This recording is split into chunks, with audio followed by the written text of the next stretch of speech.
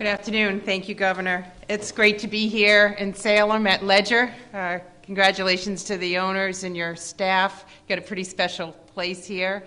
And I just want to acknowledge our partners in government, Mayor Driscoll and Senator Lovely. Thank you for your leadership and your hard work over these past very challenging months.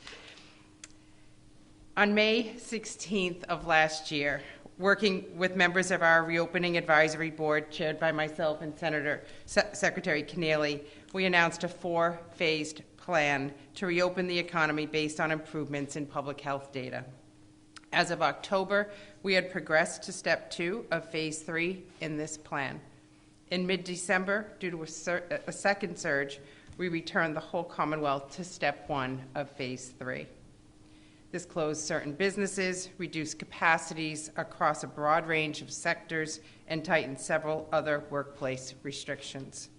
We know this has not been ideal. In fact, it has been very, very challenging for businesses all across our Commonwealth, including ones like the restaurant here at Ledger. And I'd like to once again just thank everyone for working through these restrictions, being creative and innovative, and really, forging ahead. Retailers, restaurants, other downtown and Main Street businesses trying their best to get through. For nearly a year, businesses have had to come up with these different strategies to continue to operate and be a part of the communities where they are so loved. The safety guidance, the protocols, all of that took a lot of investment, training, and follow through every day to make sure that they were adhered to so that your employees and your customers felt safe and welcomed in your establishments. And as trends continue to move in the right direction, we're pleased to take additional steps. And today, it is a definite step forward in our reopening plan. As the governor said, due to public health metrics continuing to trend in a positive direction, including drops in average COVID cases and hospitalizations and increasing vaccination rates, effective March 1, which is Monday, all cities and towns will move into step 2 of phase 3 of our reopening plan. This will allow indoor performance venues such as concert halls, theaters, and other indoor performance spaces to reopen at 50% capacity with no more than 500 people.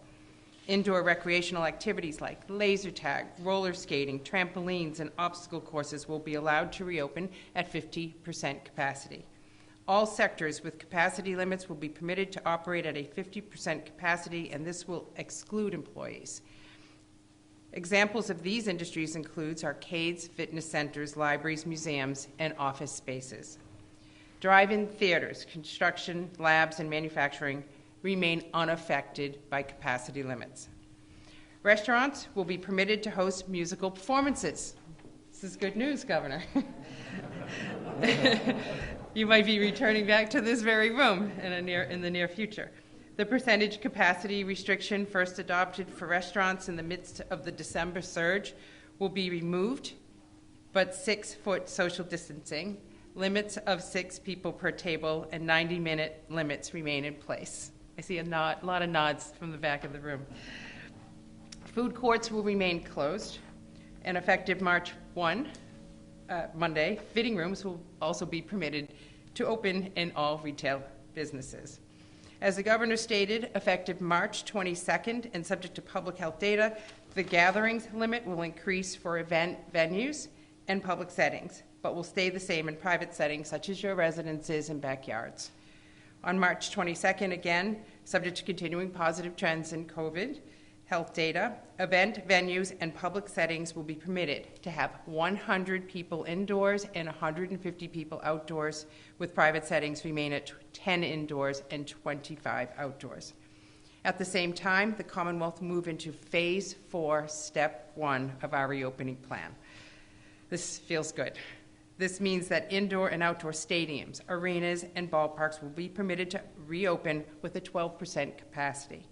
This will include large venues like Gillette Stadium and Fenway Park that are defined as having a capacity of 5,000 people or more. Opening day is in our near future. Venues with capacities under 5,000 will remain subject to the indoor and outdoor performance venue guidance and its separate capacity its separate capacity restrictions. All large venues will be required to submit a plan to DPH before opening. This phase of the reopening plan also includes overnight camps to open this summer.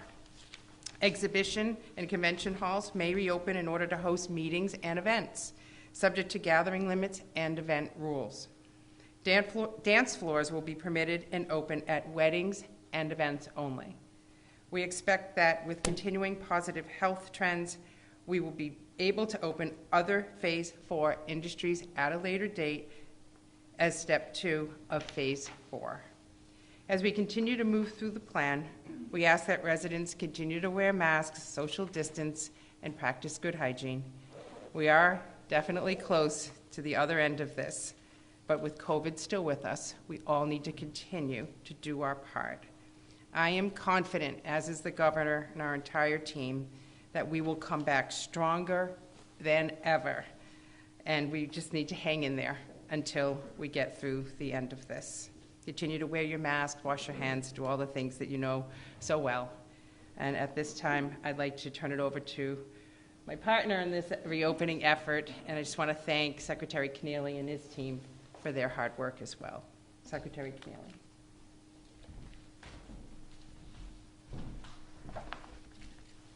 Well, thank you, Governor, Lieutenant Governor. It's been a great partnership on reopening. Thanks to the team at Ledger for hosting us here today. Mayor and Senator, great to see you in person after a nearly year of Zoom events and phone calls. Great to be here in person in Salem. With today's reopening announcement, I think we can all see much brighter days ahead. Since we began the reopening process with the release of our plan on May 18th of last year, we have always let the data and public health metrics guide our decisions. And this is why we are now moving forward with reopening.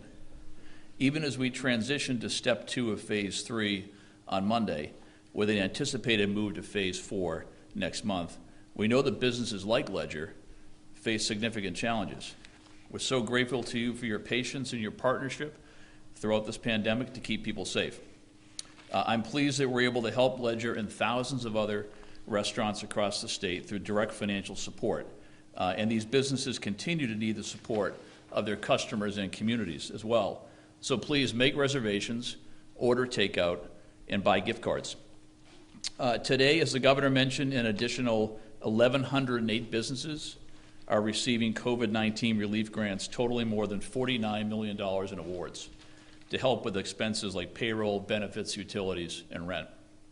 All of these businesses meet the demographic and sector priorities set for the grant program, ensuring that the hardest hit get the relief they need. More than half of today's grantees are restaurants, bars, caterers, operators of personal services like hair salons and nail salons, and independent retailers. Additionally, more than half of the awardees are women and minority-owned businesses. Now, this did not happen by chance. This has been a focused strategy since day one. When the program was open for applications, there was a deliberate effort on the part of Mass Growth Capital and many partner organizations, especially those serving communities of color, to encourage businesses to apply and to help them with their applications, especially those with language and connectivity barriers. And this round of awards in particular is due to the work of the team at Mass Growth Capital to not let an otherwise eligible application be denied simply because of missing paperwork. For the last few weeks, the team has been doing outreach to applicants that met the program's priorities, informing them that something was missing, working with them to rectify the problem, and in the case of today's awardees, to get them a grant. With today's announcement, the Baker Polito administration, as the governor said, has now awarded well over $500 million in direct financial support to around 12,000 businesses impacted by the pandemic. These are not insignificant dollars. In fact, as the governor mentioned, our business relief program is the largest of its kind in the nation. These small business grants will help companies across Massachusetts get to the other side of the pandemic. The improving public health metrics are allowing the Commonwealth to advance through the reopening of the economy, and the ongoing vaccination rollout will allow everybody to put this terrible time behind us. Thank you.